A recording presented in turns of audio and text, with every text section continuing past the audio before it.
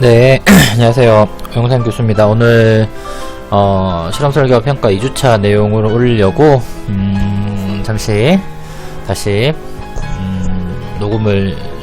영상 녹화를 시작을 하려고 합니다. 음악 좀 들으면서 시작을 할까 해요. 2주차 내용 하기에 앞서서 이제 몇 가지 좀 이야기를 드릴게요. 전반적으로 실험 설계 영역에서는 제가 몇 번 말했던 것처럼 조사론이나 재료 분석론의 일정 내용을 좀 선수강을 하실 필요가 있습니다. 이게 단순히 실험 설계만 하고 이런 영역이 아니라 전반적인 사회과학 안에서 이루어지는 대부분의 어떤 통계적 기법, 조사론적 기법을 많이 다루고 있고, 실질적으로 여러분 이 강의의 과제가 일종의 통계적 모형, 실험 모형을 만들어서 제출하는 것이기 때문에 여러분들이 자료 분석론과 조사론에 대한 그런 개념이 너무 없으시면 과제 자체를 진행할 수가 없습니다. 물론 이제 제가 약간 조사론이나 자료 분석론을 학교 이 부경대에서 안 했기 때문에 여러분들이 어느 정도 지금 실력과 뭐 하는지 잘 몰라요, 제가. 그래서 한 1시간 내지 2시간 정도 좀 축약해서 이렇게 정리를 하고 할까 지금 생각 중이에요. 뭐 많이는 아니고 두 강의에 제가 좀 필요한 부분만 좀 뽑아가지고 여러분들한테 좀 말씀을 드리고 그걸 좀 기초로 해서 데이터 분석하고 통계 모형, 일종의 실험 모형을 만드는 것을 제가 여러분들과 이렇게 논의하고자 합니다.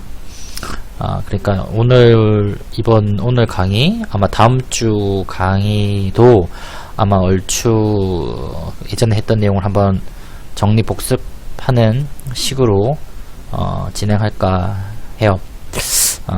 뭐 아시는 분도 있을 거고 전혀 새로운 분도 있겠지만, 이 내용이 너무 진짜 모르겠고 못 따라오겠다 싶으신 선생님들은 가급적 그때도 말씀드렸지만 굳이 이 수업을 그렇게 계속 일부러 막 힘들면서까지 하실 필요는 없습니다. 네, 그럼 다시 말씀을 드리고 시작을 할게요. 자, 먼저 이제 우리 처음 시작할 때 이제 우리 조사론이나 뭐 자료 분석론 이야기할 때 변수 이야기를 나와요. 자, 제가 이렇게 좀 정리를 해 놓은 걸 좀 붙여 드릴게요. 이렇게 붙여가지고, 자, 변수입니다. 변수. 1 뭘까? 변수. 말 그대로 변하는 수예요. 그럼 변하는 수의 반대말이 있겠죠? 예. 상수죠. 변수와 상수의 개념이에요. 별로 그렇게 어려운 말은 아닙니다. 그냥 변한다고. 그리고 상수는 변하지 않는다는 이야기예요. 변수와 상수에 대한 이야기고요. 요 변수예요, 변수. 다른 말로 뭐 변인, 뭐 이런 표현도 많이 쓰죠, 우리가. 변인, 변수라는 말을 많이 씁니다. 그래서 보통 연구의 목적은 변수들 간의 관계를 밝히는 것입니다. 우리 지난 시간에 했던 거 뭐죠? 라면과 살의 관계. 좀 라면을 먹으면 살이 찌는 건가? 뭐 그런. 라면 하나도 변수예요. 살도 변수예요. 이게 무슨 말이냐? 방금 변수가 변하는 수라고 했는데, 여기 우리가 보면 그때부터 했던 게 라면의 양이죠. 라면의 양과 내가 찌는 살의 관계. 그러니까 라면의 양도 변하고 살도 변하잖아요. 좀 그게 그렇죠? 이게 그때 x라고 했고 이게 y라고 말씀드렸습니다. 그러니까 우리가 어떤 통계적 분석 실험에서 변하지 않으면 분석이 안 돼요. 모든 건 변하는 양과 또 다른 변하는 양의 관계지, 변하지 않는 고정된 거라면 통계적 분석이 안 됩니다.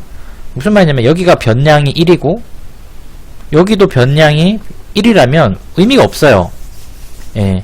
그래서 여기서 변이 1에서 뭐 10까지 변하고, 그 다음에 얘가 뭐 3에서 한 17 정도까지 변한다. 이렇게 변해야, 얘는 한 9만큼 변했고, 얘는 얼마냐? 14만큼 변했나?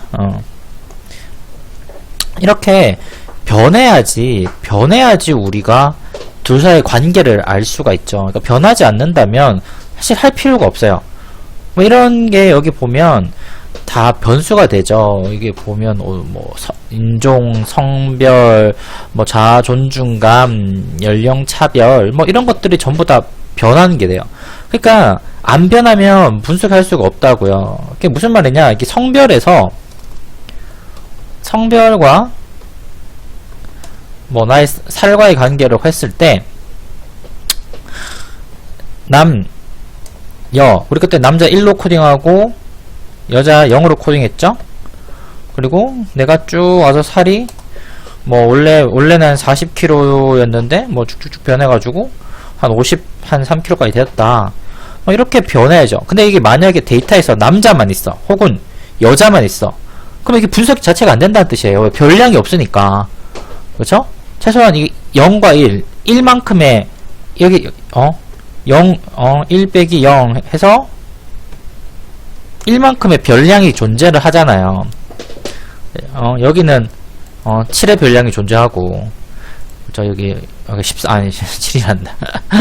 13의 별량이 존재하고. 제가 쓰는 게 귀찮아가지고 드로잉 패드를 지금 주문을 했어요. 드로잉 패드를 주문해가지고 며칠 뒤면 훨씬 더 깨끗한 글자를 제가 그리지 않을까. 이런 것처럼 지금 마우스로 하는 것보다 연필로 그 드로잉 패드로 이렇게 하는 게 있으니까 조금 더 그때는 조금 예쁘게 더 하지 않을까 싶어요. 그러니까 별량이 없다면 우리가 분석을 하지 못합니다. 아시겠죠? 되게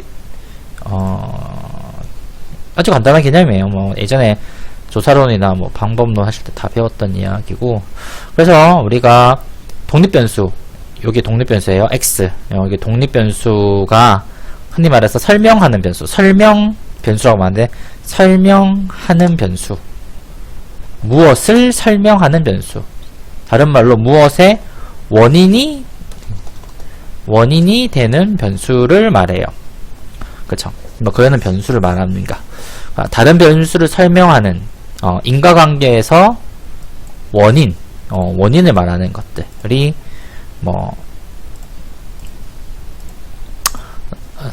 독립변수, 설명변수라고 하고, 종속변수는 반응변수, 설명이 되는 변수, 인과관계에서 결과를 나타내는 변수가 뭐 그런 것들이에요.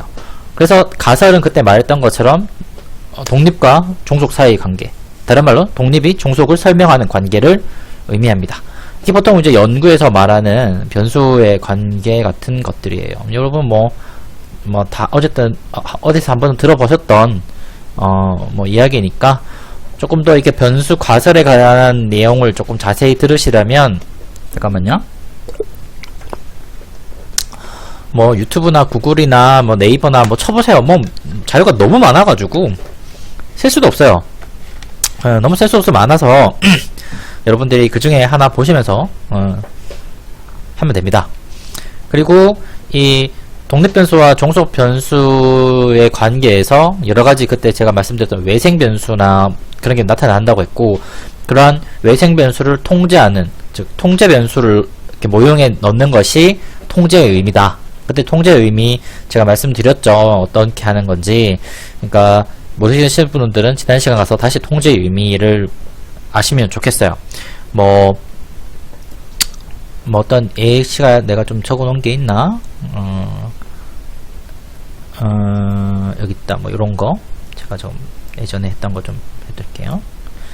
뭐 이렇게 봤을 때 요런 예시, 병원에서 노인 환자가 사회 서비스 혹은 여기서 뭐 의료 서비스라고 할게요. 뭐 의료 서비스를 더 많이 받을수록 수명이 길어질 것이다, 더 오래 살 것이다 라고 하나에 해요. 그러면 여기서 독립변수는 뭐 이런 거죠. 여기 의료 서비스가 되겠고, 종속변수는 수명이에요. 혹은 뭐 그쵸? 뭐 아니면 뭐 생명을 연장하는 뭐 일수 정도 뭐 이렇게 할게요. 뭐 날 이렇게 뭐 일수 왜 뜨지? 일수인가 보다.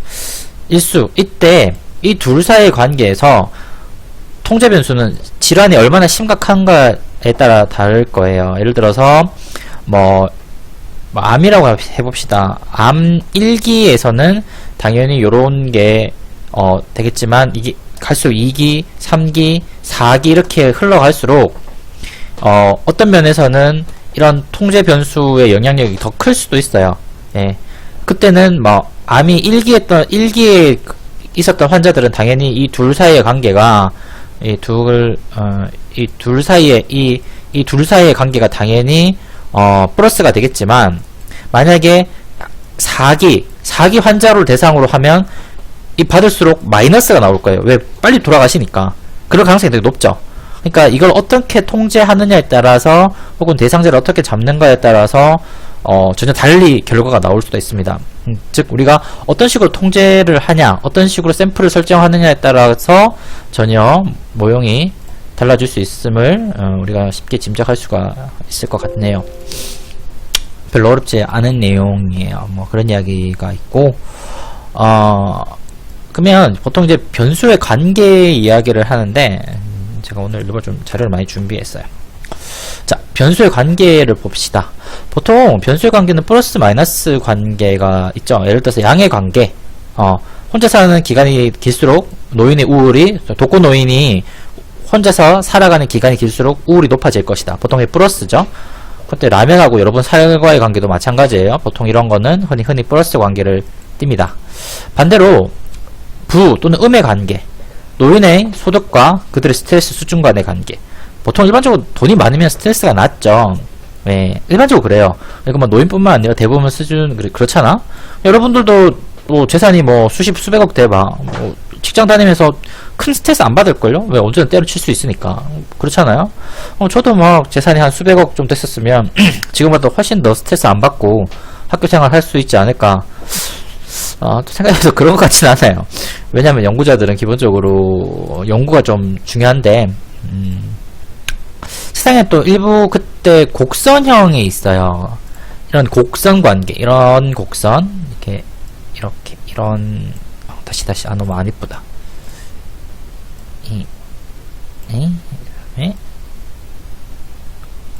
여기서, 이렇게 했을 때,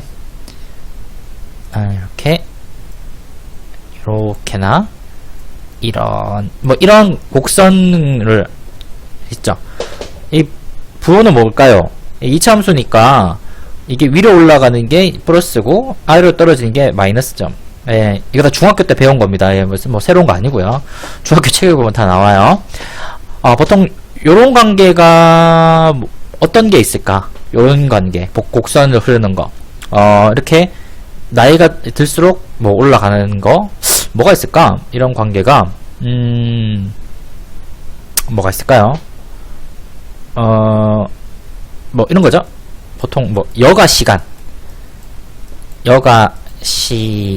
같은 거, 여가 시간. 그러니까 시간 t를 잡을게요. 그러니까 여가 시간이 연령을 갈수록 처음에 뭐 초중고등학교부터 시작할 때 20대 30대 갈수록 점점 줄다가 40, 50, 60대 여가 시간이 늘어나죠. 자기가 쓸 수 있는 시간. 반대로 이런 건 뭐가 있을까 좀 보면 보통 이런 거는 돈이 주로 이런 패턴을 봅니다. 일생에서 돈 어떤 흔히 말하는 여유자금 같은 걸 보면 자산을 빼고요. 자산은 좀 다른 이야기니까 여유자금, 그러니까 가처분 소득을 보면 이렇게 막 증가하는 시점에서 어느 시점에 또 떨어지고는 해요. 뭐 이거는 뭐 중요한 건 아니지만 어쨌든 뭐 이런 패턴이 보이는 게 있습니다. 존재를 해요. 근데 아마 여러분 연구나 하는 것을 곡선 관계는 잘 하지 않습니다. 사회과학에서 많이 안 해요. 곡선 패턴을 보이는 현상이 그렇게 많지는 않아서 설사 곡선 패턴을 보인다고 하더라도 그걸 연구에서 주로 보여주는 연구가 드물어요. 왜냐하면 직선의 이런 플러스 마이너스 직선적 관계에서도 얼마든지 그런 것을 유추할 수 있기 때문에, 오히려 정말 저런 패턴이 보인다면 종단 연구 같은 걸 많이 합니다. 종단 연구를 많이 하기 때문에 이런 류를 뭐 그렇게 많이 하지 않아요. 곡선 연구를 그렇게 잘 보여주려고 하진 않아요. 왜 조금 비효율적이기도 하고 아직 더 명확한 것 같지는 않으니까 뭐 그렇습니다. 그리고 조금 또 넘어가면 우리가 보통 이제 중요한 것 중에 하나가 요런 말 많이 쓰죠. 연구에서 조작적 정의를 한다. 보통 이제 뭐 주로 양적 연구에서 이런 이야기를 하는데, 어떤 개념을 조작적으로 정의하는 것. 읽어볼까? 추상적이고 주관적인 개념들을 실증, 경험적으로 측정, 측정 때문에 그래요. 조작적 정의의 어떤 것들은 측정을 하려고 이렇게 합니다. 우리가 개념적 정의에서는 어떤 측정의 범위를 이렇게 상수를 해주지 않아요. 어떤 지수를 사용할 것인지 뭘 할 것인지에 대해서 아주 명확하게 이야기해 주지 않습니다. 그래서 조작적 정의가 필요를 해요. 왜냐하면 어떠한 범위를 이야기를 해야 되기 때문에. 자, 범위. 뭐 이런 이야기, 조작적 정의 이런 이야기는 여러분 계속 어디서 찾아보시고, 이 조작적 정의의 핵심인 어떤 차원, 뭐 요런 것들을 좀 이야기를 좀 더 해볼게요. 그러니까 개념적 정의는 예를 들어서 뭐 그런 거 있잖아. 뭐 우울, 뭐 도대체 우울인 뭐 어떤 개념이다 할 때 조작적으로 정의한다는 것은, 우울은 예를 들어서 어떠한 뭐 측정 도구로서 우울 뭐 감을 측정하는지, 뭐 우울증을 측정하는지 좀 명확한 그런 도구 같은 걸 보통 일반적으로 얘기를 해요. 하나 예를 그런 것 중에 이제 이렇게 제가 좀 다시 정리했는데, 이렇게 한번 보세요. 보통 지수 같은 거예요. 지수 혹은 뭐 여기서 지수는 다른 말 뭐 스케일 같은 것도 비슷한 개념이긴 한데 조금 다르지만 그냥 뭐 퉁쳐서 이야기를 해볼게요. 스케일은 조금 다른데 일단 지수만 먼저 이야기를 할게요. 보통 우리가 하면서 동정심 지수 같은 거를 만든다고 쳐봅시다. 뭐 이렇게 한 10개 정도의 행위를 다 이렇게 10, 10으로 코딩을 해봐요. 뭐 이렇게 이런 것도 10, 10 이걸 전부 다 뭐 각각의 문항을 전부 다 했으면 1, 안 했으면 0.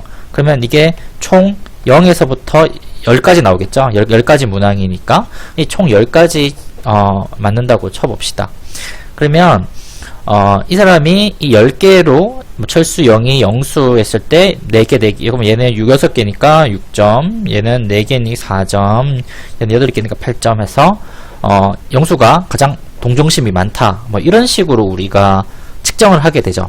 그리고 만약에 남녀 평균 했을 때 여성이 뭐 6.5 정도 나오고 남성이 3.2 정도 나온다면 여성이 남성보다 동정심이 더 높다. 뭐 이렇게 우리가 말할 때 이런 걸 쓰고, 이 10가지가 어떤 동정심이라는 하나의 차원을 이렇게 반영하는 겁니다.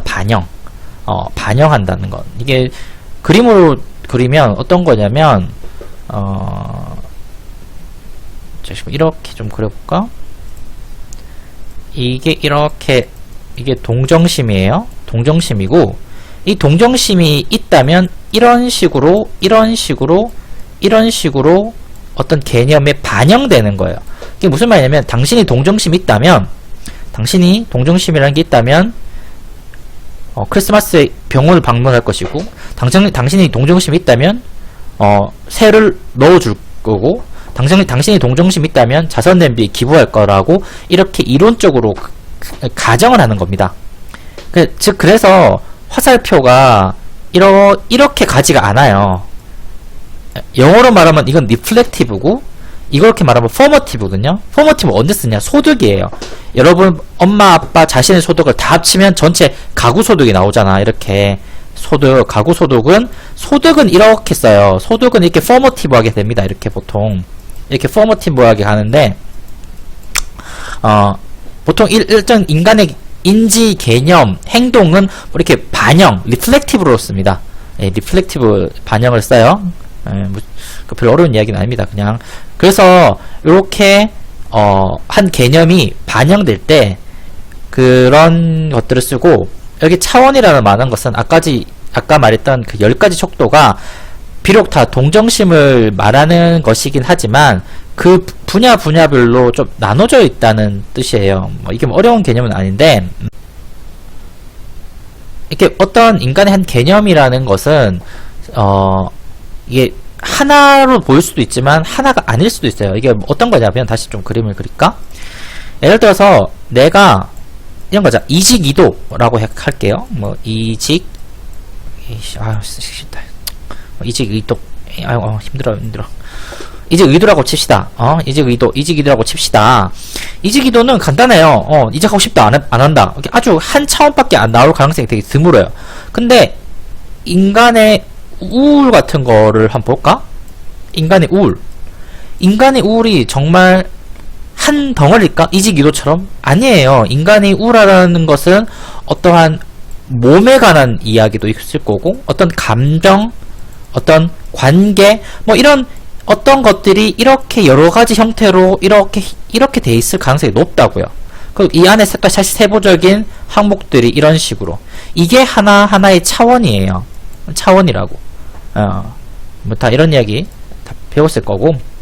그러니까 어떠한 동령심 같은 경우에도 행동 차원이 뭐 나눠질 수 있고, 감정 차원으로 나눠질 수 있다고 이제 보는 거예요. 그죠? 그러니까 이 동정심을 두 가지 차원으로서 구분할 때 이렇게 하위 차원으로 말할 수 있다고 보통 봅니다. 예. 이런 차원을 이야기하려고 그랬어요. 뭐 이런 것들. 또 그래서 뭐 보통 이제 조작적 정의를 할 때 이렇게 복사 붙이면 이런 식으로 측정을 보통 하죠. 조작적 정의.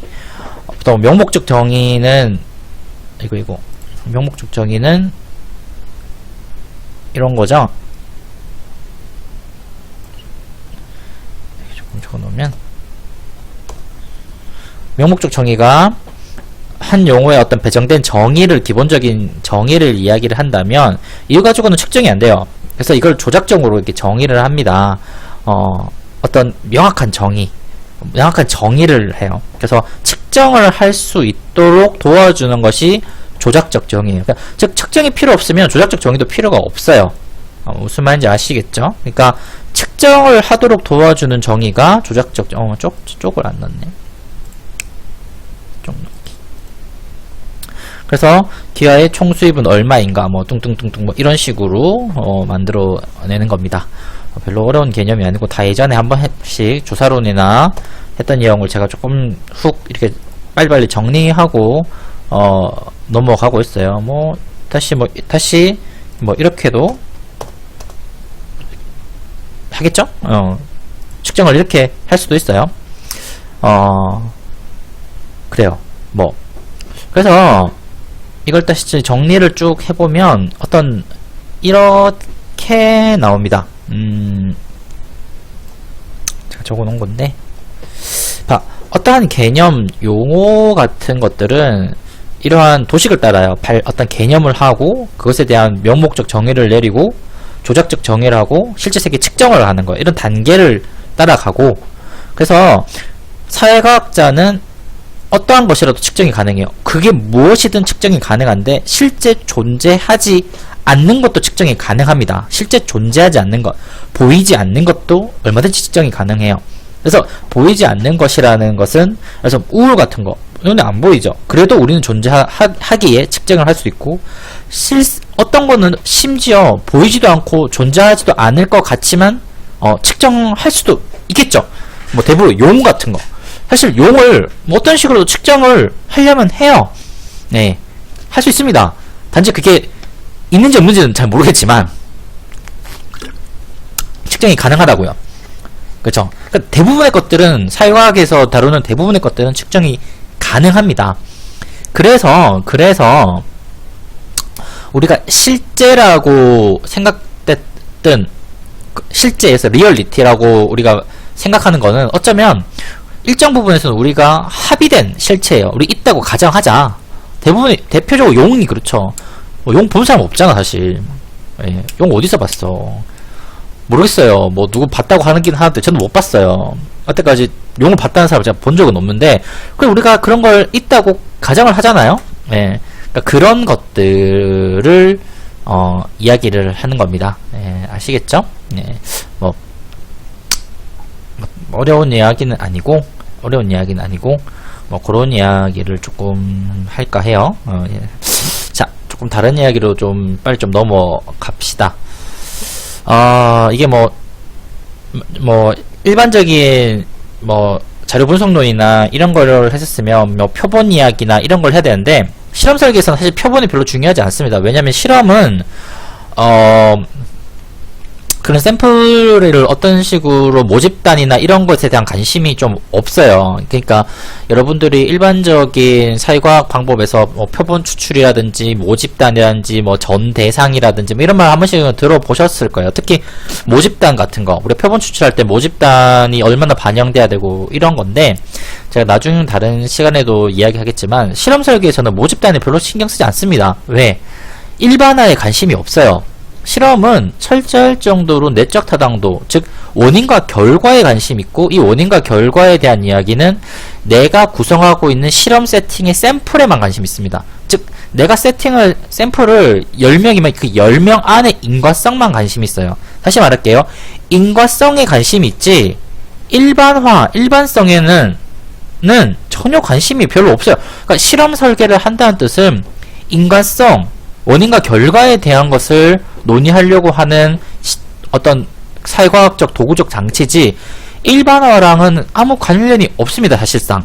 물론 이제 굉장히 높은 일반화는 인과성을 가지고요, 굉장히 높은 인과성은 일반화를 가져요. 이게 무슨 말이냐, 독약을 먹으면 죽죠. 그죠? 독약을 먹으면 죽어요. 독약을 먹으면 죽는다고. 이 뚜렷한 인과성은 당연히 여기에도 똑같이 맞물려 들어갑니다. 맞물려 들어가요. 예, 맞물려 들어가요. 그쵸? 또 만약에 일반적인 사람들이 일반적으로 생각하는 것은 뭘까? 그치? 뭐, 그러니까 나보다, 제 오영상 교수보다 당연히 누구냐 해서 누굴까? 박보검 할까? 박보검이 더 잘생겼다고 사람들은 생각할 거고, 그쵸? 화살표를 좀 잘못했나? 이렇게 했죠? 미안해요. 내 본심이 나왔네.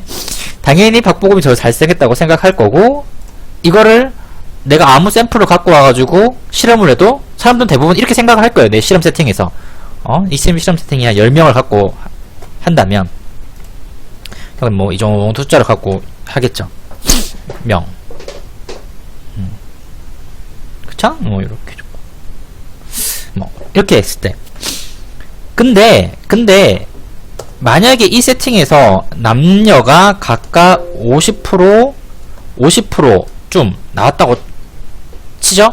근데 이게 과연 여기서도 그대로 이루어질까? 아니에요. 알고 보니까 이 실험 세팅에서는 남녀가 거의 뭐 1대 9일 수도 있어요. 그쵸? 상관이 다르다고. 달라요. 굉장히 다릅니다. 그러니 이 실험과 일반성, 이거는 보통 조사연구라고 부르고, 얘는 흔히 이제 여기 조사연구라고 부르고, 다시 너무 안 예쁘다. 조사연구라고 하고, 이거는 실험연구라고 해요. 그러니까 이 두 가지 차원이 명백하게 다르게 진행됩니다. 여러분들이 조금 안 헷갈렸으면 하는 마음이 있고요.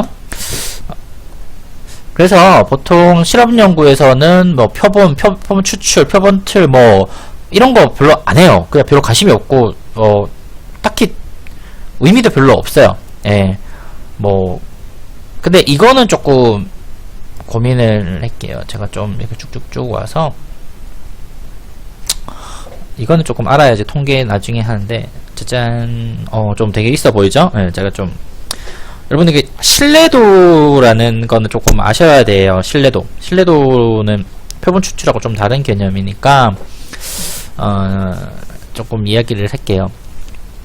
어쨌든 우리가 나중에 뭐 통계도 쓰고 여러가지 실험 세팅하지만 이 실험 그 통계에서 나오는 추출되는 어떤 결과가 모집단을 어떻게 반영하려고는 합니다. 그럼 그건 당연한 거죠. 통계를 한다는 것은, 우리가 추론 통계를 한다는 것은 어찌되었든 모집단을 반영하려고 하는 건데, 사실 이제 이 영역에 있어서 계속 빈번하게 나오는 것이 이 신뢰 구간에 대한 이야기예요. 이 개념을 조금은 좀 여러분 이해를 하시고 해야지 나중에 뭐 조사 연구를 하든 실험 연구를 하든 좋으실 것 같아요. 우리가 어떻게 되든, 이거는 그냥 조사 연구처럼 제가 설명을 해볼게요. 뭐 100명을 하든 200명을 하든 이렇게 샘플을 뽑아서 연구를 하잖아요. 이거 조사 연구라고 치면, 이때 이 내가 뽑은 샘플이 모집단을 이제 반영한다고 가정을 하죠. 모집단을 반영한다고 하고, 이때 그 표본의 어떤 예측, 표본의 오차를 예측하는데 가장 중요한 게 이 신뢰 수준하고 신뢰 구간이에요. 신뢰 구간. 보통 신뢰 구간이 커질수록 신뢰 수준이 증가한다고 합니다. 그러니까 신뢰 구간이 얘예요. 이게 이제 뭐다? 확률이죠. 확률. 어떤 확률? 이게 보통 정상부포를 지금 갖고 있는데, 1, 즉, 100% 확률이에요. 100% 확률입니다. 100% 확률이에요. 그래서, 어떤 이벤트나 어떤 상황이, 이 구간에 있다는 것은 쉽게 말해서 흔히 일어날 수 있다는 거예요. 이런 예를 들어볼까? 보통 이제 학부생들한테도 한 번씩 제가 이렇게 뭐 쓰는데, 만약 학부생들이 막 소개팅, 미팅 뭐 갔다고 쳐요. 근데 뭐 솔직히 한 100번씩 나갔다고 치자. 평생 하면 100번 정도 될 수 있잖아. 100번 나갔다고 치는데, 그때 뭐 한 우리나라 남자 키 평균이 한 170 얼마쯤 되니까 한 170 얼마를 만날 수 있는 게 보통 한 이쯤 오겠죠. 딱 평균이 이 정도니까. 근데 171 좀 한 175, 176, 177, 180까지도 어쩌면 만날 수 있어. 근데 한 182까지는 이게 잘 만날 수 있을까? 좀 힘들 수도 있어요. 그죠? 그리고 한 165, 4, 3, 2, 근데 한 159 되는 사람을 남성을 기준으로 만날 수 있을까 했을 때 굉장히 드물다는 거죠. 그러니까 이 신뢰 구간이란 것은 쉽게 말해서 흔히 만날 수 있는 것들이에요. 흔히 그냥 나갔을 때 이걸 만약에 2.5% 이것도 2.5% 그러면 이거 합이 5%겠죠? 이렇게 5% 100번의 소개팅 나갔을 때 한 80번, 90번은 다 속할 수 있는 사람들을 만나는 경우. 근데 정말 100번 나가면 진짜 한두 번도 만나기 힘든 경우가 보통 이렇게 위아래로 속할 수 있을 것 같아요. 그죠? 그러니까 쉽게 말해서 모수가 신뢰 구간에 포함되지 않을 확률이에요. 더 쉽게 말할까? 내가 어떤 이벤트를 만났을 때, 어떤 사건을 경험했을 때 그 사건이 100번 중에 채 5번도 겨우 5번 있을까 말까 하는 사건. 위아래로. 그러니까 뭐 키가 엄청 큰 사람을 만나든가 키가 아주 적은 사람을 만날 수 있는 아주 극단적인 확률이 바로 이러한 요게 속히는 확률이에요. 그러니까 신뢰 구간이 아닌 확률. 신뢰 구간이 아닌 확률이에요. 보통 신뢰 구간에 속하는 확률이 그래서 우리가 흔히 말하는 영가설이에요. 영가설. 뭐냐? 차이가 없다고. 오늘 가나 내일 가나 모레 가나 다 그런 사람 비슷한 사람 만날 거라고. 키 대충 한 170 비슷비슷하게 만날 거라고. 근데 오늘 만났던 저 사람은 달라. 다른 거야. 이 영가설, 이걸 기무가설이라고 말을 하는데, 이 영가설에 해당되지 않는 사람, 이게 뭐다? 대립가설에 속한 거. 우리가 말하잖아. 야, 오늘 막 소개팅 나가봐. 진짜 대박 킹카 만날 거야. 킹카 만날 거야. 이게 대립가설이에요. 즉 영가설은 뻔하다는 거야. 오늘 가든 내일 가든 맛집도 그래요. 이 동네 대연동에 있는 가게 가면 그냥 다 가서 거해. 그냥 먹어도 그 마시고 한데 어느 집에 딱 가니까 너무 맛있는 거야. 이게 대립가설이에요. 이 대립가설이 뭐다? 기각한다고 하는 거죠. 영가설을 기각한다. 다른 말로 통계적으로 유의하다. 이게 그 유명한 통계적으로 유의하다라고 표현하는 거예요. 이 대립가설.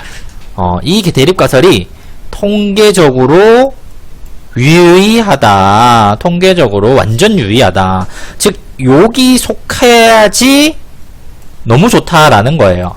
그래서 사회과학이나 뭐 여타 하시는 분들이 어떻게든 여기에 들어가는 걸 찾으려고 하는 거예요. 어떻게든 여기 들어가는 걸 찾으려고 노력해 보는 거죠. 그래서 보통 보면 뭐 5%, 1%, 0.1 이렇게 하는데 90%는 잘 안 쓰죠.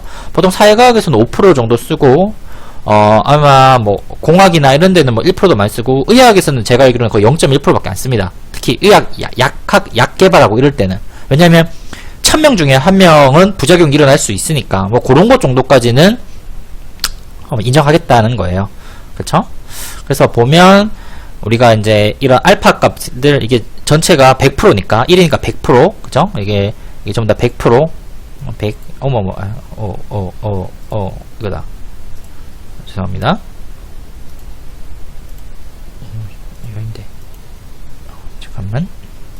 얘가 100%고, 여기에서 일어날 수 있는 게 100%에서 빼기, 수준. 그죠? 그러면 이게 얼마냐? 각각, 여기가 2.5%, 여기가 2.5%. 그러면 이게, 그죠? 맞지? 왜 이렇게 안 돌아가냐? 2분의 알파잖아요. 그쵸? 그럼 요게 합이 얼마겠어? 합이 5%겠죠? 합이 5%. 그럼 신뢰 구간은 당연히 얼마다? 신뢰 구간 당연히 얼마다? 100 빼기 5%니까 95%. 그래서 우리가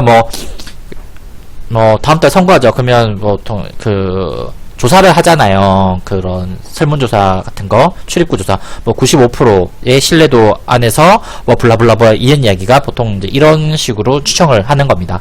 왜냐면 선거 끊는 사람 다 조사할 수 없으니까 선거 앞에서 몇천 명 정도를 빨리 조사한 다음에 바로 때리는 거죠. 그랬을 때 이렇게 요 정도까지 오류는 봐주고 그렇게 몇 프로 안에 조사를 한다 이렇게 통계적으로 우리가 쓰죠. 그런 이야기들을 하려고 해요. 그러니까 조사 연구도 그렇고 실험 설계 연구도 마찬가지로 이렇게 추론 통계를 이용을 하는데, 이 추론 통계를 이용하는 기본 방식이 어떤 내가 구한 샘플이, 내가 가지고 있는 샘플, 그것이 10명이든 100명이든 1000명이든 샘플이 모집단을 전체를 다 반영하지 않기에 요 샘플이 추론을 통했을 때 과연 모집단 모수를 얼마만큼 예측할까 혹은 예측을 못할까 라는 이야기를 할 때 이런 신뢰 구간을 이용합니다. 왜? 이게 추론 통계니까. 이게 진짜 초 빅데이터라서 기술 통계면 이거 할 필요 없어요. 그냥 추론을 할 필요 없지. 아마 요즘은 이제 빅데이터가 원체 많이 하기 때문에. 근데 실제 우리가 빅데이터라고 부르는 데이터 자체도 보면 완벽한 빅데이터, 완벽한 모수를 다 하진 않아요. 단위가 100만 단위, 1000만 단위라고 찍는다 하더라도 모든 모수를 말하지는 않습니다. 그러니 어찌되었든 빅데이터로 부르는 것도 추론을 해야 돼요. 일정 부분에서는요. 물론 샘플을 1000개, 10,000개 갖고 추론하는 것과 단위가 1000만 단위, 억 단위로 추론하는 개념이 좀 다르겠죠. 근데 물론 빅데이터도 추론도 좀 문제가 좀 있다고 합니다. 아직까지 완벽하게 못했던 이유가 추론 통계를 하게 되면 편차죠. 편차가 크면 이게 수학적으로 보면 유의하게 돼 있어요. 이게 무슨 말이냐면 데이터가 너무 크니까 아주 작은 변함에서도 다 유의해 보이는 거예요. 그런 한계가 좀 발생하는데, 그래서 보통 지금 빅데이터에서 기술 통계 영역으로 많이 이용하지 빅데이터 가지고 추론 통계로 막 엄청 이용하고 하진 않습니다. 왜냐면 통계가 갖고 있는 치명적 오류, 그러니까 추론의 어떤 오류를 아직까지 명확하게 해결했다는 걸 제가 들어본 적은 없어요. 그러니까 보통 흔히 말하는 빅데이터 영역은 거의 대부분 기술 통계라고 생각하시면 조금 편할 것 같아요. 뭐 어느 뭐 마트에 몇 시에 사람이 많이 모인다, 뭐 이런 거잖아요. 어느 맛집에 사람이 몇 시에 모인다, 이런 영역. 그리고 뭐 이런 이야기 좀 하고, 이야기 별로 안 할게요. 뭐 어차피 다른 영역에서 제가 배웠다고 가정을 하고 좀 수업을 하는 거기 때문에 조금 뭐 이런 거는 좀 할게요. 측정에 대한 이야기를 조금 더 해볼게요. 잠깐만, 제가 좀 복사를 해볼게요.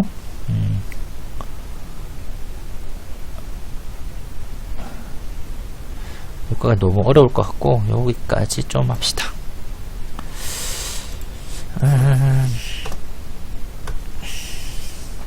참고로 요거는 제가 다 올려 놓을게요. 그러니까 너무 이 자료 너무 걱정하지 마세요. 제가 다 올려 드리겠습니다. 자, 이제 측정이에요. 이제 뭘 측정하는 건데, 쉽게 말해서 어떤 현실이든 관념적 세계든 무언가를 측정, 즉 수화시키는 게 측정이라고 생각하면 돼요. 숫자화 시키는 거. 특히 양적 연구에서는 뭐 이렇게 제가 적어놨어요. 어떤 것을 숫자화 표시하는 것이 기본적으로 측정이라고 생각하면 되고, 이 숫자화 시키는 건데, 어떤 관념 현상이나 사회 현상이 모든 것을 다 측정할 수 있고 수화시킬 수 있지만, 그 현상의 특성에 따라 수화시키는 방법이 좀 달라요. 그것이 흔히 말해서 명목, 서열, 등간, 비율 측정의 척도라고 나누는 겁니다. 그러니까 사회과학에서 크게 4가지 형태로 이렇게 한번 분류해 보는 거예요. 한번 볼까? 제일 먼저 명목 척도 같은 경우에는 뭐 대표적으로 뭐 이런 거 있죠. 성별, 뭐 인종, 종교 이런 것들. 이게 보통 주로 이제 1과 0으로 코딩 많이 하죠. 물론 이거는 뭐 1, 0 아니고 뭐 나는 1과 뭐 2로 코딩하고 싶다. 뭐 괜찮아요. 근데 이펙트 코딩이라고 마이너스 1, 0, 뭐 1로 코딩하는 경우도 있습니다. 많이 안 쓰긴 하지만, 근데 중요한 거는 이런 거죠. 뭘 측정하든 상관없이 이때 1과 0은 차이가 없어요. 그래서 차이가 없다는 말은, 그래서 남성이 1이고 여성이 0이라고 할 때 이게 남자가 여자보다 한 배 차이 나냐, 그런 게 아니잖아. 1만큼 차이, 그런 게 아니고 그냥 숫자화 시켜 놓은 거예요. 그래서 이걸 명목 척도라고 부르죠. 우리가 그런 말도 쓰잖아요. 명목상으로 이렇게 한다. 그냥 예의상 뭐 이런 쓰는 것처럼 그냥 수화시키기 위해서, 구분하기 위해서 이렇게 씁니다. 더 자세한 내용은 여러분 다 찾아보시면 아시겠고요. 두 번째는 이제 서열 척도예요. 여기서부터 본격적으로 많이 쓰죠. 많이 써요. 서열 척도의 계층, 뭐 거리, 태도, 건의 같은 걸 서열화. 그러니까 서열화하는 것은 학사, 석사, 박사 이런 것 좀 한번 봅시다. 학석박 우리가 여러분 보면 분명히 학사보다는 석사가 공부한 시간은 더 길 거예요. 당연히 석사보다 박사가, 잠시만요. 당연히 공부한 시간이 길 거예요. 그쵸? 뭐 서비스 뭐 이렇게 우리 라이커트 척도도 이런 서열 척도죠. 근데 이게 안 돼요. 간격이 같다는 말은 안 돼요. 이게 무슨 말이냐면, 잘 봐. 여기 학사를 제가 만약 1로 코딩을 하고 석사를 2로 코딩하고 박사를 3으로 코딩한다고 쳐볼게요. 그러면 숫자적으로는 학사와 석사의 차이는 1이 나고요. 그쵸? 그 다음에 석사와 박사의 차이도 1이 됩니다. 아이고 이거. 그죠? 근데 교육기간을 볼까? 학사와 석사의 교육기간은 몇 년 차이 나요? 실제로 한 2년 정도 차이 납니다. 보통 일반적 석사 2년 정도 하니까 뭐 더 할 수도 있고요. 근데 석사와 박사는 몇 년 차이 날까요? 박사를 아무리 빨리 해도 진짜 빨리 해도 3년 정도는 걸리죠. 보통 사회과학에서는 5년 정도 잡아요. 그러니까 숙적으로는 학사와 석사의 차이와 석사와 박사의 차이는 똑같이 1과 1로 같은데 실제로 보면 학사와 석사의 차이와 교육기간만 두고 봤을 때 학사와 석사의 차이와 석사의 박사의 차이는 굉장히 길어요. 다르다고요, 차이가. 그러니 서열 척도는 이 서열이 있다는 건 명확해요. 학사보다는 석사, 석사보다는 박사는 확실하지만 이 간의 차이는 명확하게 말할 수 없다는 거예요. 명확하게. 예. 같을 수도 있고 다를 수도 있고 명확하게 말하기 힘듭니다. 반면 등간 범주와 범주 사이의 거리가 동일해요. 앞에 서열 척도보다 한층 더 나간 거죠. 대표적으로 온도 같은 것들이에요. 온도 1도 그러니까 10도보다 20도 20도보다 30도 이 등간은 명확하게 같죠. 그쵸? 같아요. 여기 보면 10도에서 20도에서 그죠? 20도에서 30도의 차이는 각각 10도 10도 10도 다 같습니다. 네. 근데 등간 척도는 기본적으로 자연적 이 0이 없어요. 0이 없는 척도입니다. 이거 0이 없어요. 0. 절대적 0이 없는 척도라는 단점이 있기에 비율 척도가 나왔어요. 보통 비율 척도보다 이런 것 중에 뭐랄까 수입이 제일 좋겠네. 수입 빵원. 예. 그러니까 이게 보면 등간 척도는 빵이라는 개념이 없죠. 물론 여기 온도 절대값 0도 있다고 말하지만 그러니까 그거는 우리가 쓰는 게 아니기 때문에 보통 여러분들의 취업을 하기 전이나 실업을 하게 되면 그날 수입이 0이죠. 즉 절대 0을 가지는 것들이 있어요. 보통 어떤 인구수, 연령, 그런 것들, 이런 것들 어떤 것들이 어떤 0에 대한 개념이 갖고 있습니다. 예. 그래서 말하는 결혼했냐 안 했냐가 아니라 어떤 지역사회의 총 결혼한 숫자 이런 걸 말하는 거예요. 그러니까 절대 0이 있습니다. 예. 그리고 태당도와 신뢰도 이야기는 나중에 할게요. 지금 여러분들한테 할 이야기는 아닌 것 같고 아무튼 그렇습니다. 이런 이야기들을 조금 더 했습니다. 요 정도까지는 여러분들이 조사론이나 분석론에서 다 했을 겁니다. 예, 다 했을 거예요. 참고로 사회과학에서 대표적인 등간 척도는 IQ입니다. IQ가 등간 척도고요. 이거는 나중에 이런 이야기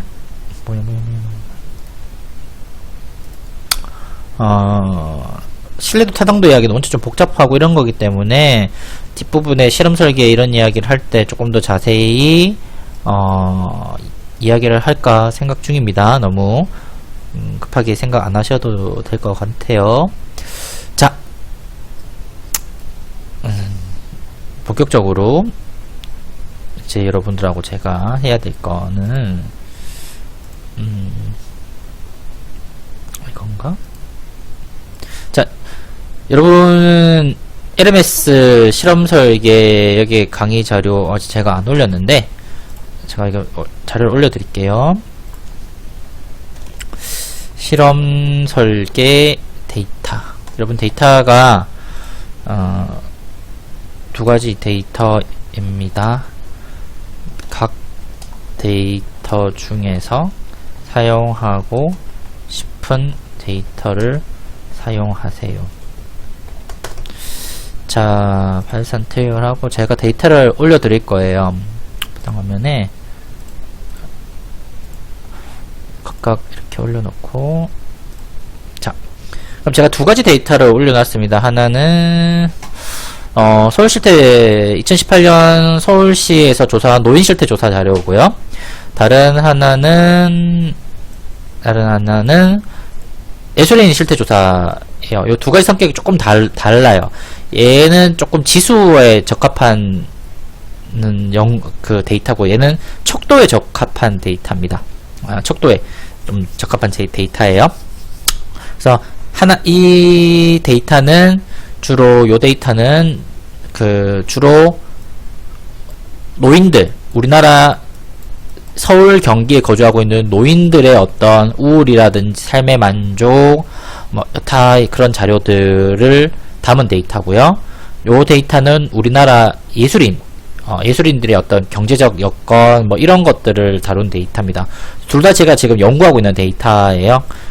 지금 뭐 네이버나 구글에서 검색하시면 데이터를 다운받을 수 있는 데이터라서 제가 먼저 올려드렸습니다. 그래서 잠시만요.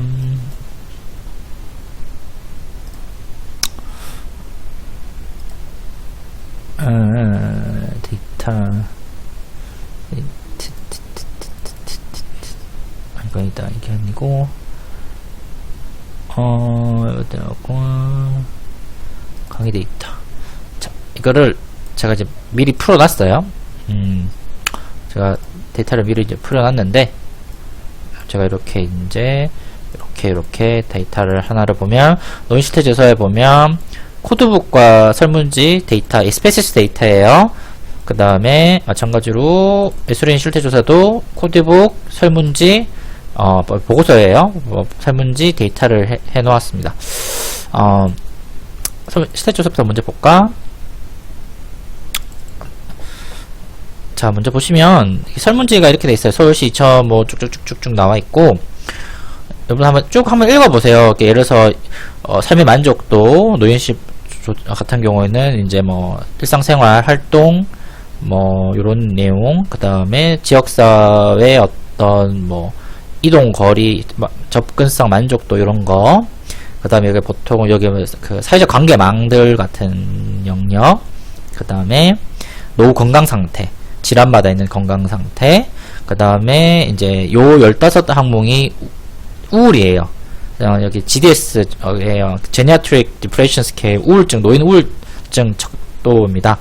그 다음 뭐 이거 우리가 그거 어떤 활동들 인지 상태 MMS 요쪽 계열이고, 이쪽에 식품 미보장 영역 있고, 그 다음에 그 ADL 그 아시죠? 뭐 고요고 장기보험 영역 있고, 장애 등급 장애, 그 다음에 생활환경, 그 다음에 낙상, 제가 좀 좋아하는 부분이 낙상이라든지 뭐 요런 영역이 있고, 운전, 보행 요런 영역이고, 근로활동, 노인 근로활동에 어떻게 되고 있는지, 그 다음에 일자리 만족도, 그 다음에 여기 또 뭐 직장 경력, 노후 취업 요런 쪽, 그러니까 노인은 일자리 영역이고요. 이쪽은 그 다음 여가 문화 생활 쪽 영역이 이쪽에 있어요. 여가 문화 생활, 그 다음에 노인 학대, 그 다음에 뭐 피해 범죄 뭐 요런 영역이 있고, 돌봄이 여기 있고, 그 다음에 뭐 케어기빙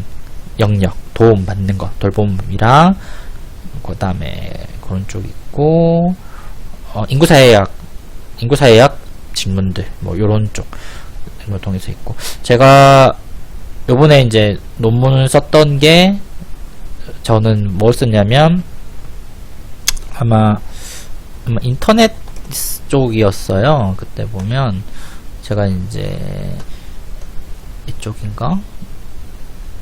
아이고, 제가 온라인인가? 제가 온라인 지금 뭐 변수를 뭐 썼는지 기억이 안 나네.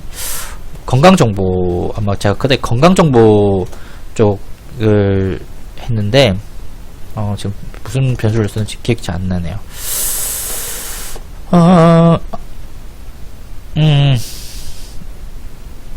보통 뭐 요런 거, 이런 거여서 인터넷 사용돼 이런 거 문항을 이용해 가지고 여기에 보시면 건강질병정보 요거 이렇게 조인트 매칭해 가지고 제가 건강정보를 이렇게 연구를 했었어요. 요번에 아마 봄이나 여름 중에 나올 건데 이미 억셉이 돼가지고 요런 거 제 데이터 갖고 썼습니다. 써보니까 괜찮아요. 데이터 수준도 괜찮고, 요런 데이터를 하나 소개시켜 드리려고 했고요. 예술인 실태조사는 잠깐만, 그 전에 코딩북이 뭔지 모르시는 분이 있을 테니까, 코딩북은 이런 거예요. 이 설문지를 어떻게 코드화 시켰냐라고 말하는 거예요. 여기 쭉 보면 별로 어렵지 않아요. 그러니까 아까 여기서 설문지에서 말했던 제일 앞에 가보면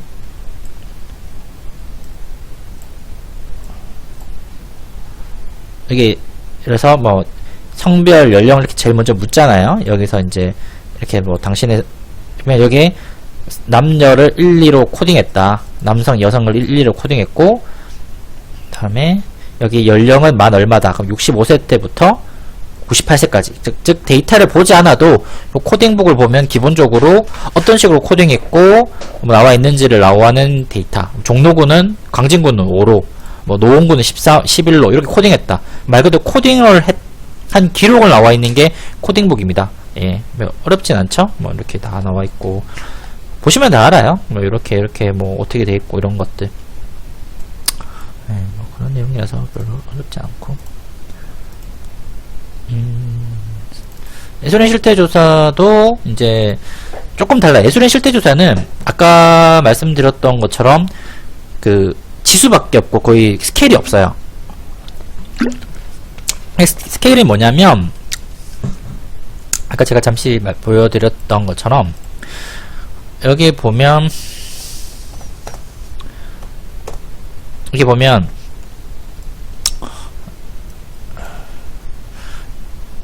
여기 아까 GDS 15문항이 있다고 했잖아요. 뭐 1, 3, 뭐 때때로 그렇지 않다 뭐 이렇게 나온 건데 이게 이 15가지 문항으로 인간의 우울증을, 노인의 우울증을 측정을 하는 겁니다. 이게 보통 흔히 말해서 척도 스케일이라고 불러요. 그쵸? 이게 척도 스케일이라고 부르는 건데 그때 아까 제가 말씀드렸던 요렇게 우울이라는 게 있으면 이 우울이라는 것이 이 1번 문항국에서부터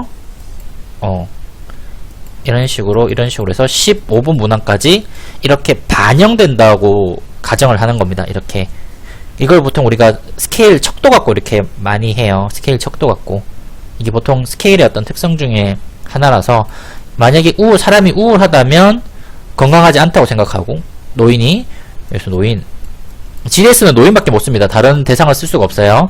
제니아트랙이니까 노인이 우울하다면 이런 불안감을 느끼고 노인이 우울하다면 뭐 그런 식의 되는 거겠죠. 아시겠죠?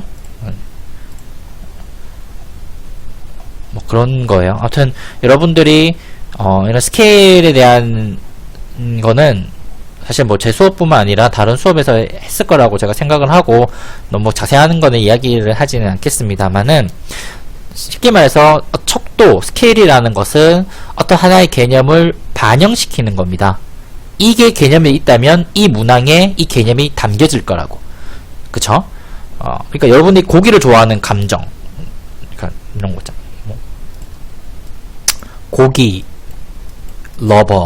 러브라는 하나의 개념이 있다면 소고기도 좋아할 거고 돼지고기도 좋아할 거고 닭고기도 좋아할 거고 또 뭐 있을까? 뭐 심지어 뭐 생선도 좋아할 수도 있잖아. 비슷하게 뭐 단백질이다 뭐 이렇게 생각하면. 근데 이 문항이 뭐 당근한테는 잘 안 되겠죠. 그러니까 이런 문항은 여기에 반영될 수가 없는 거예요. 없는 거라고. 그쵸?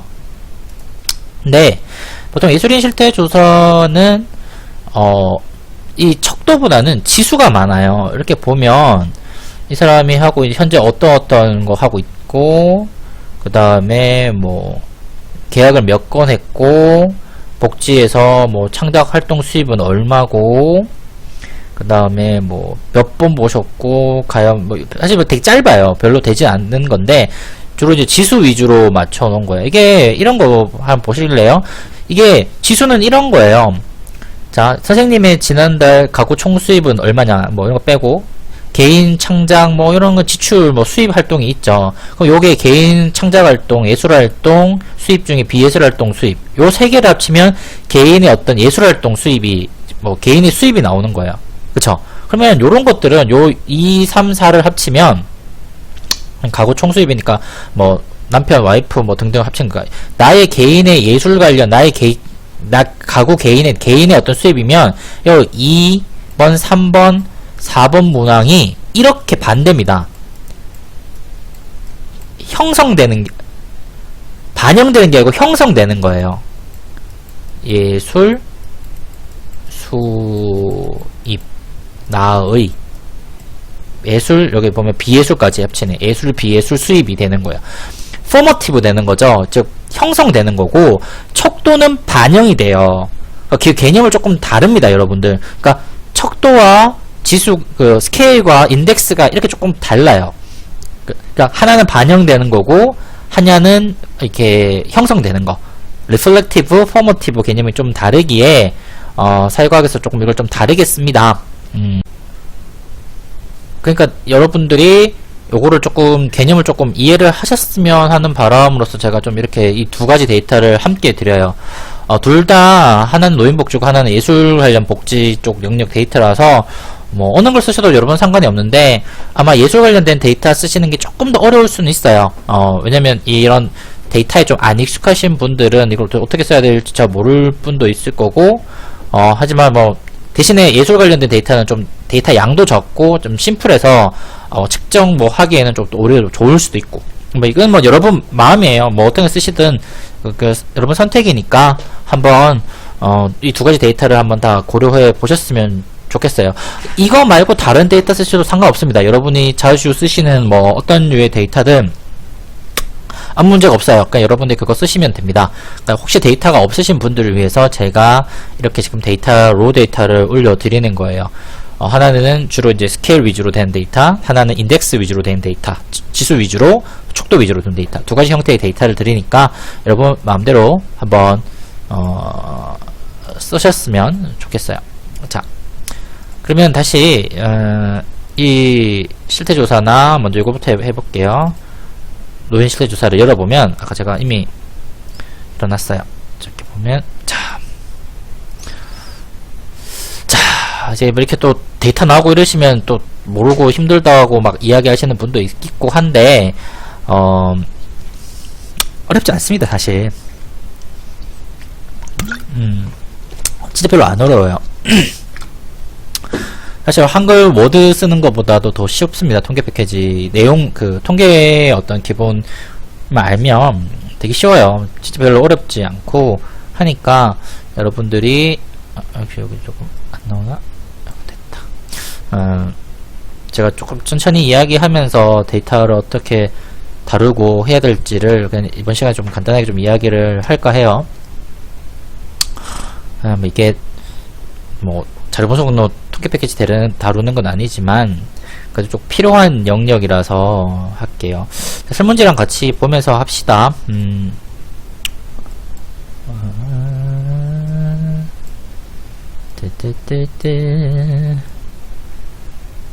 자, 노인시 실태조사 서울시 서울연구원에서 조사한 거고요. 제 친구도 여기서 몇 명 일하고 있어요. 자, 여기 보면 성별 남녀 만 얼마라고 있습니다. 그러면 저기 보면 여기 SQ1이 성별이고 SQ2가 연령 이렇게 보면 남녀 이렇게 클릭해 보면 여기에요. 여기 클릭해 보면 남녀 이렇게 뜨는 거 다 보이시죠? 남녀. 그 다음에 여기 연령을 이렇게 클릭해 보면 쭉 65세부터 쭉 98세까지 쭉 코딩되어 있습니다. 자, 그러면 이제 이게 진짜 어떻게 되는지 궁금하잖아. 그러니까 몇 명인지도 궁금하고. 그러면 자 이제 분석 아마 여러분들이 제일 많이 다루실 게 이 분석이랑 변환 T랑 A를 아마 가장 제일 많이 다룰 겁니다. 다른 거는 사실 뭐 데이터나 그래프나 유틸리티 여기 거의 안 다루실 거고요. 확장 뭐 저도 확장을 거의 써본 적이 없어요. 그 다음에 여기 뭐 보기 데이터는 조금 쓰긴 해요. 케이스 선택 때문에. 요런 거, 근데 주로 TA가 한 90% 정도 다루실 거고, 간혹 여기 한 4, 5%. 파일 이런 거, 편집 이런 거는 선생님들이 다루시지 않을 거고, 창은 저도, 이게 확장은 저도 한 번인가 밖에 써본 적이 없어요. 저는 여기 보면 여기 R3.3 이렇게 돼 있잖아요. 여러분이 아마 쓰시는 통계 패키지를 만약 학교에서 다운받으시면 25.0, 이게 지금 버전이 25.0 버전이겠죠? 옵션을 가게 되면,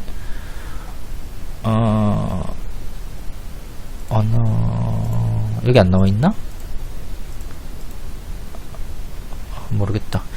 출력 결과, 저는 레이블 이름하고 내는데 바꾸시면 돼요. 뭐 이런 건데, 이게 버전이 아마 25.0 버전이에요. 맞죠? IBM SPSS 25.0 버전이고, 지금 학교에서 다운받을 수 있는 게 25.0 버전이고, 아마 한 달인가 더 지나면 아마 25나 26을 자동적으로 업그레이드 되거나 뭐 그런 걸 알고 있어요. 아마 지금 한 달 정도밖에 기간이 안 남았는데 학교에서 매년 그 연장시키거든요. 뭐 다른 버전이 있으면 그거 쓰셔도 상관이 없습니다. 근데 똑같이 25 버전을 받으셔도 제 거랑 여러분이 조금 달라요. 그 이유가 제가 이걸 확장시켜서 그래요. 제가 여기 창에 확장 R3.3을 R 패키지 3.3을 이 SPS에 붙였거든요. 그래서 제 보면 이런 게 있어요. 여러분은 없을 거예요 아마. 어떤 저만 이렇게 쓰는 몇 가지 프로그램들이 좀 있어요. 이게 뭐 SBS 에이모스나 이런 거는 제가 붙인 거예요. 그러니까 이거는 여러분도 못하세요. 이거는 저도 좀 힘듭니다. 이거는 저도 이렇게 도움 받아가지고 이렇게 설치한 거기 때문에, 그리고 여러분이 쓸 일도 없어요. 예, 여러분 평생 가시면서 한 번도 쓸 일이 없고, 저는 그러니까 이걸 전문으로 하는 연구하는 학자기 때문에 이런 거 쓰는 거지. 여러분 박사 졸업할 때까지도 뭐 이거 전혀 필요 없습니다. 그냥 이것만 하셔도 충분히 잘 돼요. 네, 뭐 그런 거고요. 자, 이제 여기에 이제 다시 원점 가서 기술 통계의 빈도 분석, 기술 통계 빈도 분석이고, 보통 뭐 SPSS 이거 어떻게 다루는 책, 제가 추천을, 잠깐만 이 책을 잠깐만요. 잠시만.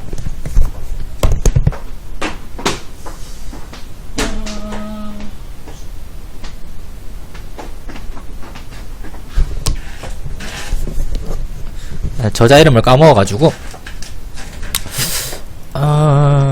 잠깐만요. 이 저자를 제가 좀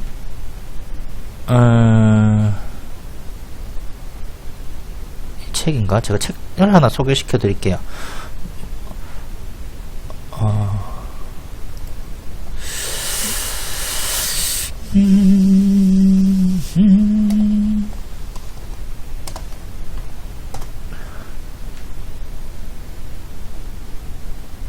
이 책이 밖에 없나? 이 책이 아닌데. 이 책이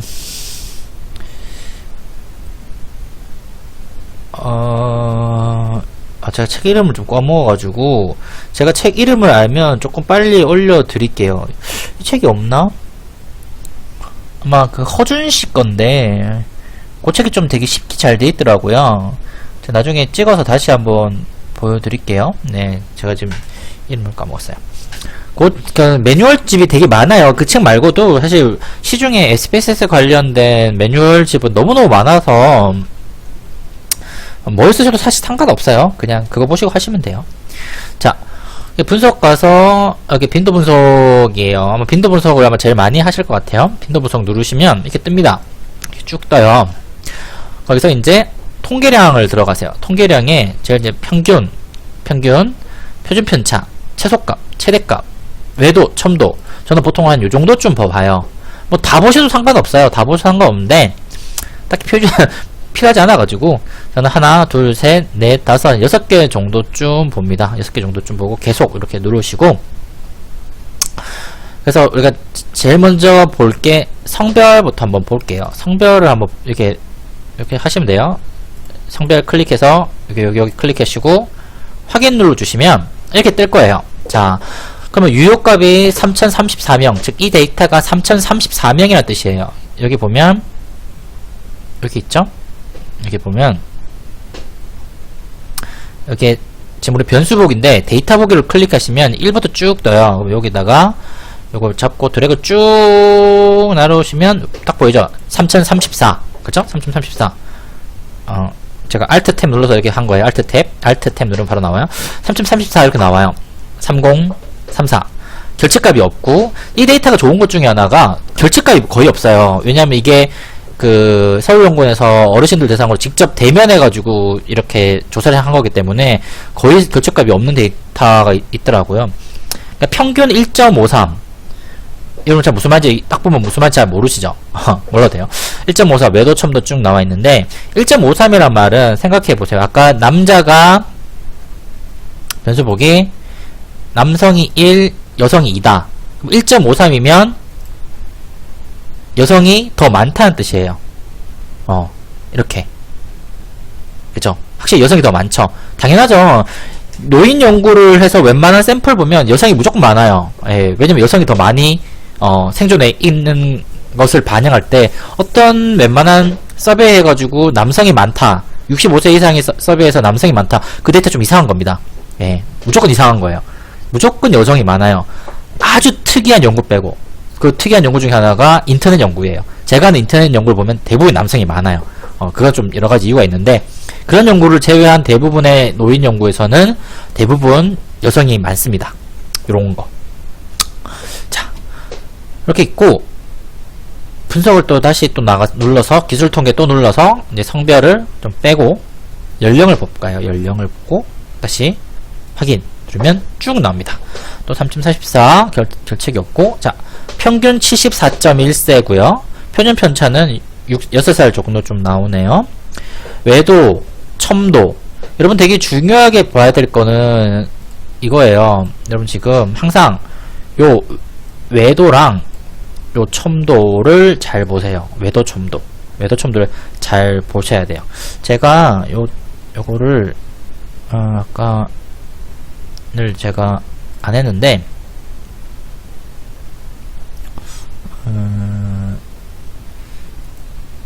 방법론을 내가 이거를 하려다가, 자, 요거를 제가 이야기를 조금 잠시 할까 해요.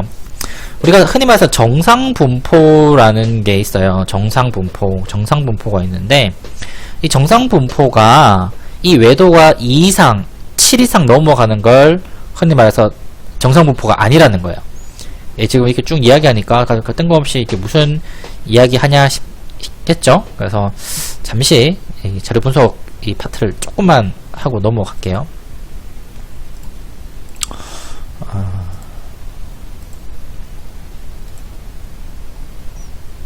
자, 보면 이 앞에서 했던 이야기 쭉쭉쭉 넘어갈게요. 뭐 이런 거 필요 없으니까. 뭐 횡단 연구 있고 종단 연구 있고, 아까 말했었던 명목, 순서, 척도 뭐 이런 이야기, 이거 제가 다 나중에 올려드릴 거예요. 뭐 명목, 척도는 이렇게 하고 뭐 했던 이야기 지금 제가 정리해 놓은 거라서 여러분이 뭐 별 그건 없어요. 그냥 이런가 보다 하고 넘어가면 되고, 측정 이렇게 하고, 제가 이거 했던 말 하기 싫어가지고 그냥 이거 정리해 놓은 거예요. 평균, 중위수 이거 다 아시잖아요. 뭐 몰라도 되는데, 이렇게 어떤 자료를 보게 되면 이게 뭐냐면 이게 다 분포예요. 분포란 말이 어려운 게 아니라 그냥 이게 전부 다 아까 얼마 했다 1 100%라는 뜻이에요. 그냥 이 어떤 일이 일어나는 게 100%를 그림으로 놔두면 이렇게 놔둔다는 거죠. 세상에 이게 그런 개념이고,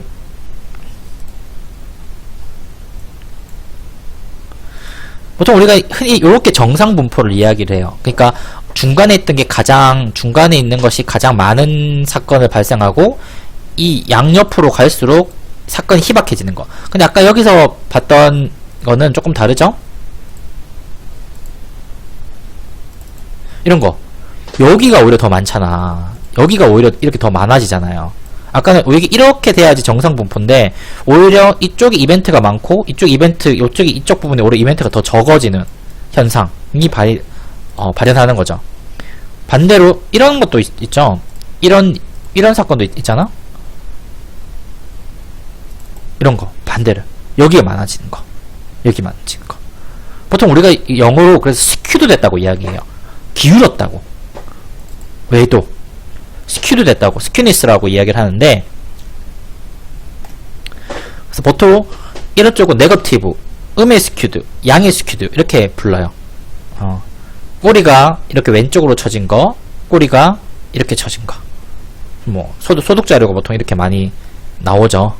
이렇게 정상적으로 안 나오고, 소득이 뭐 이렇게 돼 있는 것들이 보통 이렇게 돼 있어요. 무슨 말인지 좀 이해하시죠? 반대로 컬터시스 첨도예요. 이게 정상 분포라면, 이렇게 정상 분포라면 훨씬 좀 낮은 거, 혹은 이게 정상 분포라면 훨씬 높게 돼 있는 거, 쏠려 있다는 거죠. 너무 낮거나. 근데 수학적으로 이야기하면 스큐가 되면 무조건 컬터시스는 높아져요. 그러니까 사실 컬토세스를 볼 필요가 없어요. 그냥 스큐만 체크하시면 돼요. 어디에서? 여기서. 제가 여기서 봤을 때 스큐만 체크했잖아요. 이렇게 0.43 이게 아까 기준이 얼마야 된다? 이게 2보다는 적어야 돼요. 2보다는 적어야 된다고. 이게 2보다는 2.0보다는 적어야 된다고. 2.0보다는. 지금 0.43이니까 당연히 굉장히 좋습니다. 0.43쯤 되면 이게 얼마나 좋냐. 그래프를 한번 그려볼까? 여러분들 눈에 여기 보면 똑같은 왔고 차트 보면 히스토그램 이렇게 나와요. 정규성 표시돼 있죠? 그래 다시 확인 눌러 보시면 짠 똑같이 잘 나오고 이렇게 나옵니다. 굉장히 예쁘죠? 비교해 보세요. 얘랑 한번 비교해 봐. 뭐 이런 애들이랑 비교해 보세요. 굉장히 정상분포를 따르고 있습니다. 그쵸? 그러니까 아까 스큐가 외도가 이렇게 한 0.4 그러니까 0점대라면 이게 0이면 완벽한 정상분포거든요. 그런 자료는 존재하지 않아요. 한 번 이게 인위적으로 만들지 않은 이상은 절대 나타나지 않습니다. 어쨌든 이 정도 수준만 되더라도 굉장히 좋은 정상분포가 됩니다. 그러니까 정상분포를 왜 만들어야 되냐라는 이야기는 여러분들 자료분석론에도 들어보셨겠지만 일종의 통계 가정이에요. 통계가 정상분포를 가정한다고 이 추론 통계를 해요. 즉 다른 분포를 띈다면, 그러니까 분포란 말이 어렵다면 다른 특정한 상황이라는 거예요.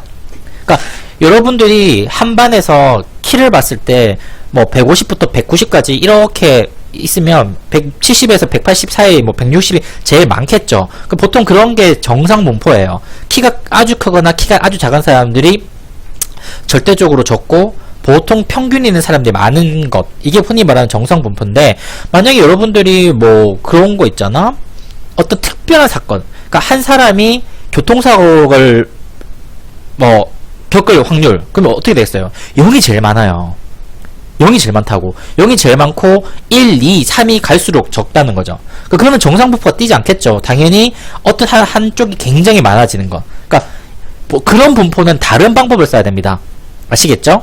그러니까 이렇게 정상분포를 통계에서 가정한다는 것은 흔히 볼 수 있는, 우리가 살아가면서 흔히 할 수 있는 이벤트, 흔히 보거나 흔히 느끼거나 흔히 경험하는 것을 가정하고 연구를 한다는 거예요. 왜냐하면 나중에 뭐 T분포나 우리가 이제 T테스트 할 때, 평균의 T테스트 할 때 T분포나 아니면 아노바는 F분포가 전부 다 정상분포를 가정하고 만든 분포들이에요. 그러니까 분포란 말이 정상적인 이벤트를 가정하고 만든 약간 조금 다른 특수한 이벤트를 말하는 거거든요.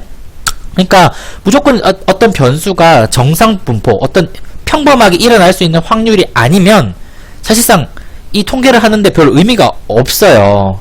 아시겠죠? 예, 이런 거를 좀 하려고 합니다. 이런 거 하려고 해요. 그래서 오늘 데이터를 좀 간단하게 지금 요렇게 지금 다루고 있는데 별로 어렵진 않아요. 어렵지는 않고 여러분들하고 다음 시간에 할 거는 요 데이터를 가지고 어떻게 뭐 측정, 변수 만드는지, 어떻게 뭐 T테스트 아노바 정도 할 수 있는지를 조금 볼까 좀 생각 중이에요. 이렇게 뭐 보시면 분산 있고 이런 거 여러분들 제가 올려놓을 테니까 한번 읽어보세요. 뭐 어려운 내용도 아니고 여러분들이 그냥 흔히 볼 수 있는 내용이고, 정상분포 27, 그러니까 첨도 2와 7 아래고, 이거 뭐 다른 방법으로도 얼마든지 할 수 있습니다. 다른 방법으로 나중에 보면 다음 시간에 좀 할 건데, 여기 분석 보면 여기 분석에서 어디냐, 나 하도 안 해가지고 저는 그냥 이것만 보는데, 여기 보면 여기 있다 데이터 탐색인가? 여기 들어가서 여기 보면 뭐 연령 놓고 뭐 이렇게 뭐 해도 돼요. 여기 놓고 해도 뭐 이렇게 쭉쭉쭉 나오거든요. 이렇게 나와요. 뭐 이거 가지고도 충분히 할 수 있습니다. 그러니까 뭐 별로 어려운 내용이 아니라서 그냥 이 정도까지만 할게요. 오늘 전반적인 어떤 사유광 영역에서 좀 이야기 좀 했고, 간단하게 데이터 소개, 데이터 어떻게 보는 방법 뭐 이런 이야기 조금 할까 합니다. 더 자세한 내용은 아마 다음 주 3주차에 통계 데이터 열어놓고 어떤 식으로 측정하고 어떤 식으로 보고 뭐 이런 이야기를 조금 더 자세하게 할 것 같아요. 그냥 오늘은 그냥 전반적인 뭐 내용을 좀 훑었습니다. 데이터 좀 이야기하고 혹시 모르는 부분 있으시면 다시 카톡에 연락 주세요. 그러면 여러분 다음 시간에 또 뵙도록 할게요. 좋은 하루 되십시오. 안녕.